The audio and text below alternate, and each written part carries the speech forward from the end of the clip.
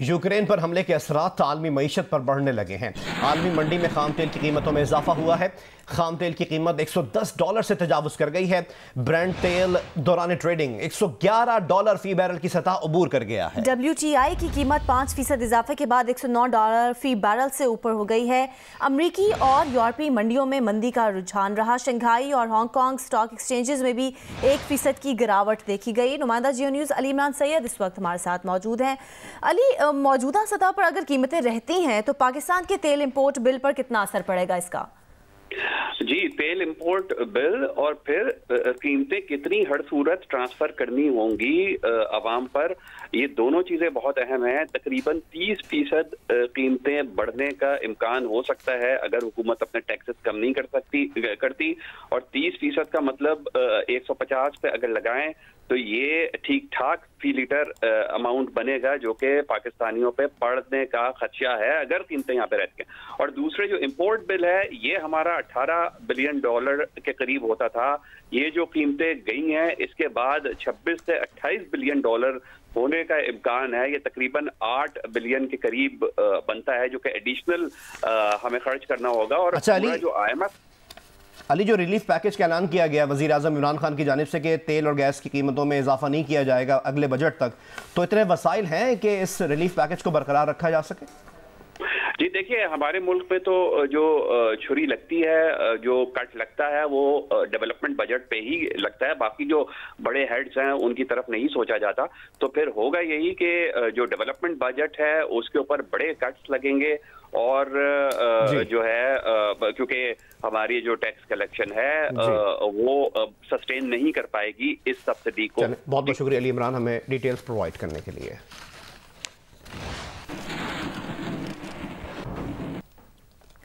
आलमी मंडी में तेल की कीमतें मुस्तहकम रखने के लिए अमरीकी सदर ने अपने स्ट्रेटेजिक ज़खायर से 30 मिलियन बैरल तेल जारी करने का ऐलान किया है। स्टेट ऑफ द यूनियन खिताब में जो बाइडन ने कहा कि अमरीका ने दुनिया भर के ज़खायर से 60 मिलियन बैरल तेल निकलवाने के लिए 30 ममालिक के साथ मिलकर काम किया है। इसमें से अमरीका 3 करोड़ बैरल तेल जारी करेगा। मजीद कहा कि अगर ज़रूरी हो तो अमरीका मजीद कुछ करने के लिए भी तैयार है।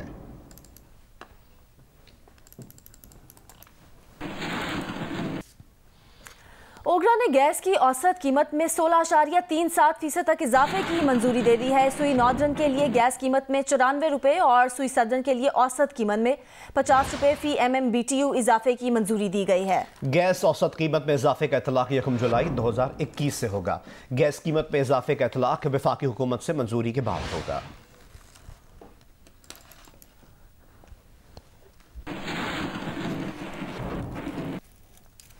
अहवाल जानेंगे कुछ मौसम का। कराची में गुज़िश्ता रात गर्द आलूद हवाएं चलती रही। महकमा मौसमियात के मुताबिक कराची में आज मतला जुज़वी बरालूद और कहीं कहीं बूंदाबांदी का इम्कान है। तफसीलात बता रहे हैं नुमाइंदा जियो न्यूज़ कमर अली मुस्तोई। महकमा मौसमियात का कहना है कि रात भर शहर में जो है वो जो तेज़ हवाओं का सिलसिला था वो इस वक्त रुक चुका है और इस वक्त शहर में हवा की रफ्तार जो है वो 7 किलोमीटर फी घंटा है। ताहम दिन भर जो है वो शहर में जो है हवा की रफ्तार तेज़ और कम होने का जो सिलसिला है वो जारी रहेगा। मतलब जो है वो दिन भर जुज़ी तौर पर बरालूद होगा, लेकिन शहर में बूंदाबांदी का जो है दिन भर कोई भी इम्कान नहीं है। शहर में इस वक्त दर्जा 19.4 डिग्री है। महकमा मौसमियात का कहना है कि बलूचिस्तान की तरफ से चलने वाली तेज़ हवाओं के बायस कराची समेत शहर के सिंध के मुख्तलिफ इलाकों में जो है वो रात के औकात में जो है वो हल्की बूंदाबांदी का इम्कान है। पडीदन और गिरदोनवा में तेज़ हवाओं और गरज चमक के साथ कहीं तेज़ और कहीं हल्की बारिश हुई। बारिश के बायस गंदम को नुकसान का अंदेशा है। मजीद बता रहे हैं पडीदन से जियो न्यूज़ के नुमाइंदे गुलाम हैदर आकाश। जी बिल्कुल, पटीदन और गर्दनवा के इलाकों में तेज हवाओं और गरज चमक के साथ बारिश हुई। बारिश से पटीदन, मोरो, हालानी और गिरदनवा के इलाकों में कहीं तेज कहीं हल्की बारिश हुई, जिसके बायस सर्दी में इजाफा हो गया, जबकि गंदम की तैयार फसल को नुकसान का अंदेशा है। काश्तकारों ने खदशा जाहिर किया है कि इस दौरान जब गंदम तैयार हो चुकी है उस दौरान बारिश से न सिर्फ गंदम की पैदावार में कमी आएगी और काश्तकारों को भी नुकसान होगा। दूसरी जानिब सर्दी से में भी इजाफा हो गया और मौसम इंतहाई खुश। मुल्क में कोरोना से मजीद 22 अफराद इंतकाल कर गए हैं। NCOC के मुताबिक 24 घंटों के दौरान कोरोना के 34,296 टेस्ट किए गए। 765 कोरोना केस मुस्बत रिपोर्ट हुए। इस तरह कोरोना के मुस्बत केसेस की शरह पिछले 24 घंटों का अगर जायजा देखा जाए तो NCOC के मुताबिक 2.2% रही।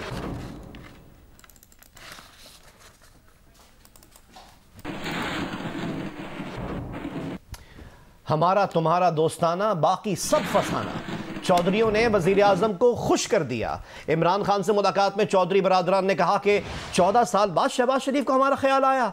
शहबाज शरीफ को बता दिया कि अदब एतमाद नाकाम हुई तो इमरान खान पहाड़ हैं, हम दब जाएंगे। ये भी कहा कि ऐसी चाल का क्या फायदा जिसकी कामयाबी का कोई चांस ही ना हो। अंदरूनी कहानी बाहर आ गई है। चौधरी बरादरान ने डट कर वजीर आजम इमरान खान के साथ खड़े रहने का ऐलान करते हुए कहा कि अदम एतमाद की बातें अफसाने हैं।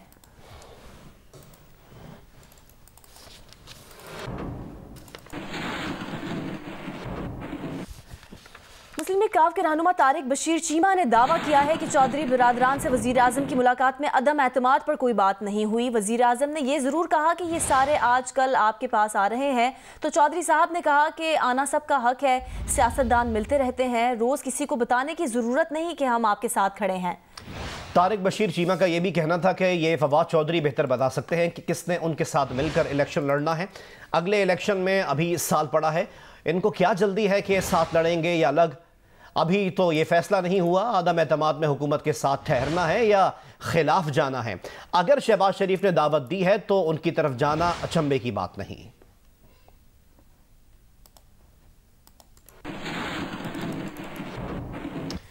उधर वफाकी वजीर इत्तलात फवाद चौधरी ने जियो न्यूज़ के प्रोग्राम आज शाहज़ेब खानज़ादा के साथ में गुफ्तगू करते हुए कहा कि चौधरी बरादरान ने वजीर आजम को यकीन दहानी कराई है कि वो हुकूमत के साथ थे, हैं और रहेंगे। ये भी कहा कि वजीर आजम दीगर इत्तेहादियों से भी मिलेंगे। जहांगीर तरीन ग्रुप के अरकान ज़िलाई इजलासों में शरीक होते हैं, वो सब वजीर आजम के साथ हैं।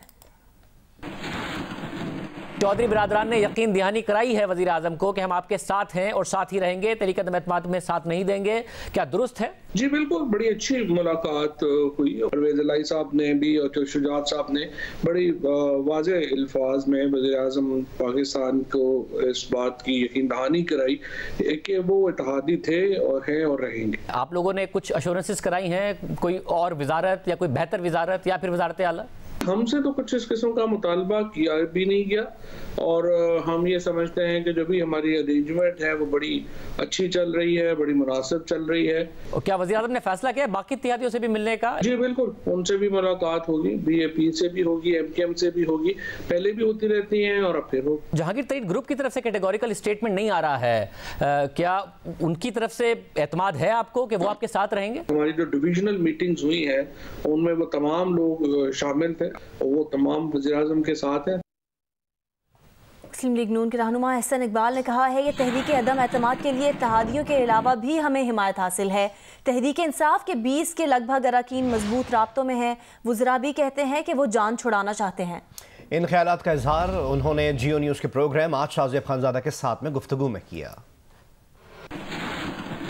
काफ लीग ने तो हुकूमत का साथ देने का वादा कर लिया है। क्या नवाज शरीफ साहब माने नहीं परवेज इलाही साहब को वज़ीर आला बनाने के लिए, इसलिए मामला हुआ? मुस्लिम लीग नून को कोई शायद इस वक्त अगर हम तहरीक अदम एतमाद ला रहे हैं ये समझे कि वो ब्लैकमेल करेगा, तो ये हमारी मजबूरी नहीं है। हम इंशाल्लाह इसके बगैर भी हमें इतनी तादाद में लोगों से सपोर्ट मिल रही है कि हम जरूर, मुझे उम्मीद है, कामयाब होंगे। जो इमरान खान साहब की डूबती कश्ती में सवार रहेगा वो अपना मुस्तकबिल उनके साथ, अगर टाइटैनिक के साथ डूबना चाहता है तो उसकी मर्जी। अगर किसी किस्म की मुदाखलत ना हुई तो अब इस हुकूमत का जाना ठहर गया। आपको इस नो कॉन्फिडेंस के ऊपर इतना कॉन्फिडेंस कैसे अगर इत्तेहादी आपके साथ नहीं है? इत्तेहादियों के अलावा भी हमें सपोर्ट है और इस वक्त सबसे ज्यादा सपोर्ट नो कॉन्फिडेंस की तहरीक इंसाफ के अंदर से है। कितने इस वक्त लोग हैं आपके साथ? 20 के लगभग जो इनके MNAs हैं वो तो बहुत एडवांस्ड राब्तों में है और खुद इनके वुज़रा कहते हैं कि हम जान छुड़ाना चाहते हैं।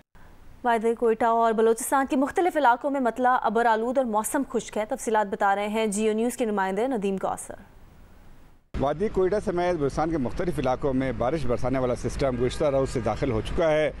करलात, खुजार, पंजगूर, तुरबत और सूबे के दीगर इलाके हैं, वहाँ गरज चमक के साथ बारिश भी हुई है।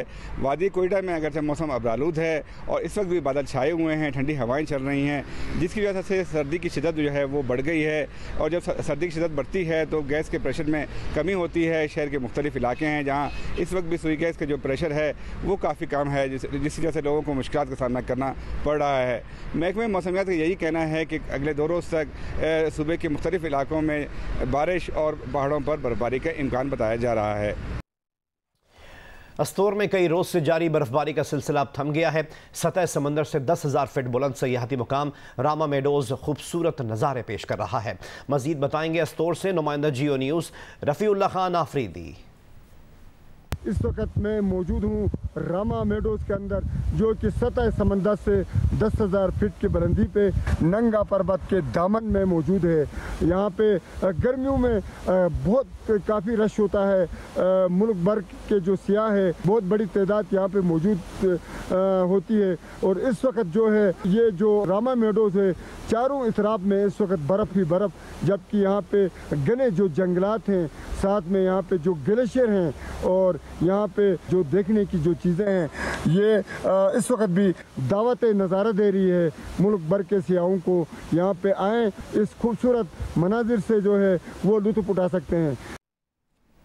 केबल ऑपरेटर्स एसोसिएशन के चेयरमैन खालिद आराई ने कहा है कि कमिश्नर कराची ने के-इलेक्ट्रिक को हिदायत दी है कि केबल ऑपरेटर्स की तारें ना काटी जाएं, दूसरी सूरत में उनके खिलाफ FIR दर्ज की जाएगी। कमिश्नर कराची इकबाल मेमन से खालिद आराई और पाकिस्तान केबल ऑपरेटर्स एसोसिएशन के दीगर रहनुमाओं ने मुलाकात की और केबल ऑपरेटर्स के मसाइल से आगाह किया। कमिश्नर कराची ने मसाइल हल करने की यकीन दहानी कराई। खालिद आराई ने कहा कि कमिश्नर कराची ने के-इलेक्ट्रिक को हिदायत दी है कि केबल ऑपरेटर्स के वायर ना काटे जाएं, दूसरी सूरत में उनके खिलाफ मुकदमा दर्ज कराया जाएगा। पिंडी क्रिकेट स्टेडियम में 24 साल बाद पाकिस्तान का दौरा करने वाली ऑस्ट्रेलियाई क्रिकेट टीम पहला प्रैक्टिस सेशन किया। पाकिस्तानी खिलाड़ियों ने भी टेस्ट की तैयारी के लिए भरपूर ट्रेनिंग की। पिंडी क्रिकेट स्टेडियम में पाकिस्तान और ऑस्ट्रेलिया के टेस्ट स्क्वाड ने प्रैक्टिस सेशन में हिस्सा लिया। पाकिस्तानी कौमी टेस्ट स्क्वाड ने तीसरा जबकि मेहमान टीम ने अपने पहले प्रैक्टिस सेशन में शिरकत की। दोनों टीमों ने अलग अलग नेट्स में बॉलिंग और बैटिंग की, जबकि फील्डिंग की भरपूर मशकें भी की गईं। दूसरी जानिब वफाकी वजीर दाखिला शेख रशीद ने सिक्योरिटी इंतजाम का जायजा लेने के लिए पिंडी क्रिकेट स्टेडियम का दौरा किया। मीडिया बॉक्स से दोनों टीमों के प्रैक्टिस सेशन भी देखे। वफाकी वजीर ने कहा कि तारीखी सीरीज के लिए सिक्योरिटी के सख्त इंतजाम किए गए हैं। भारत ऑस्ट्रेलिया के दौरे पाकिस्तान से खुश नहीं। न्यूजीलैंड भारतीय साजिश का शिकार हो गई। ऑस्ट्रेलिया के दौरे के बाद दीगर टीमें भी पाकिस्तान आएंगी। PCB के मुताबिक फास्ट बॉलर हारिस रऊफ का कोरोना टेस्ट मिस्बत आ गया है, जिसके बाद वो करंतना में चले गए हैं। जराए के मुताबिक टेस्ट मिस्बत आने पर हारिस रऊफ को ट्रेनिंग के दौरान बाहर बुला लिया गया, जबकि कौमी स्क्वाड के बाकी तमाम खिलाड़ियों के कोरोना टेस्ट मनफी आए हैं। दूसरी जानिब शायकीन क्रिकेट के लिए अच्छी खबर यह है कि NCOC ने PCB को 100% शायकीन को स्टेडियम में मैच देखने की इजाजत दे दी है। ऑस्ट्रेलियाई टेस्ट स्क्वाड के नायब कप्तान स्टीव स्मिल का कहना है कि पाकिस्तान में तारीखी टेस्ट खेलने के लिए पुरजोश है। हमेशा से पाकिस्तान में खेलने की ख्वाहिश थी। मालूम नहीं कि पाकिस्तान में कैसी कंडीशंस होंगी। प्रैक्टिस सेशन के दौरान पिचेस का जायजा लेने का मौका मिलेगा। It's obviously great to be back here in Pakistan playing some cricket. It's the first time a lot of us have been here. We're really excited. We know how passionate Pakistanis are about cricket, and we're excited into it in a few days' time. We've got our first training session today where we have an opportunity to see the facilities, see the wicket we're going to be playing on, and the guys are incredibly excited about being here. आलमी bank ने अफगानिस्तान को इंसानी इमदाद की मद में $1 अरब देने का ऐलान किया है। ये रकम UN एजेंसीज और NGOs के जरिए खर्च होगी। आलमी बैंक के मुताबिक इमदादी रकम अफगान हुकूमत के कंट्रोल से बाहर होगी।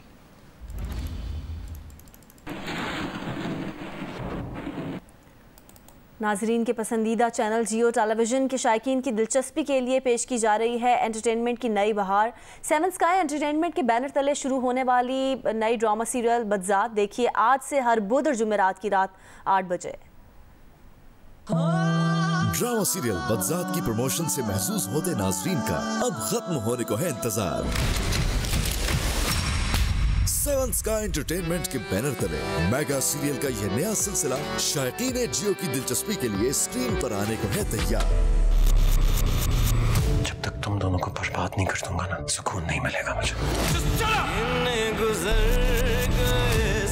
मेगा स्टार कास्ट के साथ मिसबाह नौशीन की तहरीर से तराशा गया ये शाहकार, जो नाज़रीन की दिलचस्पियों को कर देंगे सहरंगेज।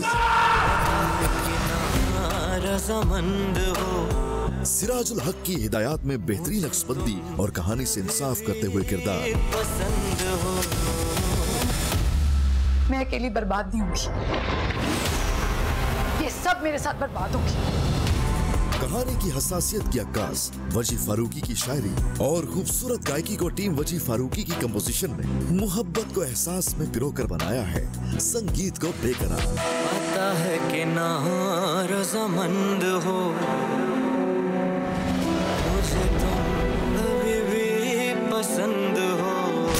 अपनी रिवायात के मुताबिक अपने बायार और नाजरीन को बेहतरीन तफरीह फराहम करने के अज़्म के साथ प्रोड्यूसर्स अब्दुल्ला कादवानी और असद कुरैशी इस नई ड्रामा सीरियल के जरिए नाजरीन के ज़ौक़ की तस्कीन के लिए बनाने वाले हैं यादगार ड्रामा सीरियल बदज़ात। 2 मार्च से हर बुध और जुमेरात की रात 8 बजे सिर्फ जियो पर।